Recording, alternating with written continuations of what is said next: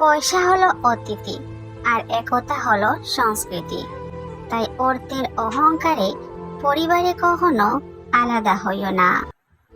বৃষ্টি তো তখনই হয় যখন আকাশ মেঘের ভার সইতে পারে না, আর কান্না তখনই পায় যখন হৃদয়ে কষ্টের ভার সইতে পারে না। মানুষ দায়িত্ব ভুলে গেলেও অধিকার ঠিকই মনে রাখে।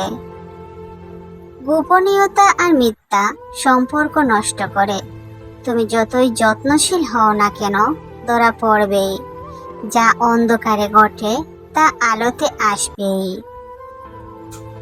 অনেক কথাই আমার ভেতরটাকে ভেঙে চুরমার করে দেয়, তবু এমন ভাবে চলি যেন কোনো ব্যথাই আমি পাইনি। সৌন্দর্য আর কতদিন থাকবে, শেষ বেলায় নিঃশ্বাস আর বর্ষার একটা কাঁদি খুঁজবে। নতুন নতুন সব জিনিসই মন কাড়ে, পুরনো হলে অবহেলা বাড়ে। তবে বন্ধুত্বের ক্ষেত্রে আসলে পুরাতনের কাছে নতুন হারে। একটা ডিভোর্স হয়তো মা বাবার জীবনের শত সমস্যা মেটায়, কিন্তু একটি ডিভোর্স একটি শিশুর জীবনে হাজারো সমস্যা সৃষ্টি করে। পৃথিবীতে দুটি মানুষের বন্ধুত্বের সংখ্যা খুবই কম, সত্যবাদীর ও প্রতিবাদীর। অর্ধেক জীবন কেটে গেলেও জীবনটাকে বুঝতে বুঝতে বাকি জীবন কেটে যাচ্ছে বাস্তবতার সাথে লড়তে লড়তে। বিবেকের বিরুদ্ধে কখনো কিছু করো না, এমনকি পরিস্থিতি চাপ দিলেও না।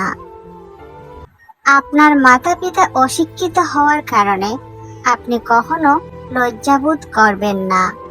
দুইজন অশিক্ষিত আপনার মতো একজন সুশিক্ষিত সন্তান জাতিকে উপহার দিতে পারেন, তবে ভেবে দেখুন তারা কতটা যোগ্য। নিজের সীমাবদ্ধতা বুঝতে পারলে নিজেকে অতিক্রম করা অতি সহজ হয়ে যায়। মৃত্যুই জীবনের চরম বাস্তবতা, নিমেষেই সব স্বপ্নকে নিঃশেষ করে দেয়। সুতরাং সুখ শান্তিতে থাকার অন্যতম একটা মাধ্যম হলো মৃত্যুকে অধিকবার স্মরণ করা। তাহলে দুনিয়ার জীবনে প্রত্যাশার চাপে কখনো পিষ্ট হতে হবে না। কাউকে তার অতীতের অপকর্ম নিয়ে খোঁটা দিবেন না। কে জানে সে হয়তো তাওবা করে রবের কাছে তোমার থেকেও উত্তম হয়ে গেছে। প্রকৃত প্রতীক কখনো থেমে যায় না, প্রয়োজনে নতুন করে পথ তৈরি করে নেয়। চোখের আড়ালে যে থাকে মানুষ তাকে সহজে ভুলে যায়। অতীত জুড়ে একরাশ স্মৃতি, আর বর্তমান জুড়ে শুধুই বাস্তবতা।